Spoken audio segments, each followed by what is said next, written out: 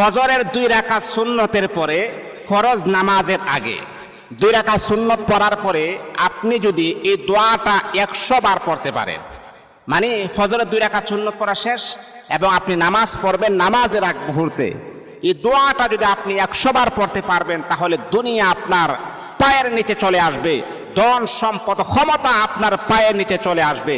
কারণ পৃথিবীতে মানুষ এমনও আছে, এমন আল্লাহ তাআলার বান্দা আছে, কোটি কোটি টাকা পয়সার মালিক, মানুষ তাকে দিতে চায় কিন্তু সে নিতে চায় না।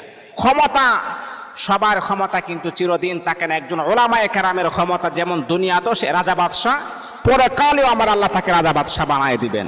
ক্ষমতা আপনার পায়ের নিচে চলে আসবে দোয়াটা পড়তে পারলে। দোয়াটা বড় সুন্দর চমৎকার একটি দোয়া, সুবহানাল্লাহি ওয়া বিহামদিহি সুবহানাল্লাহিল আযীম আস্তাগফিরুল্লাহ। আপনি 100 বার পড়বেন, আপনার ধন সম্পদ আমার আল্লাহ বাড়াইয়া দিবেন।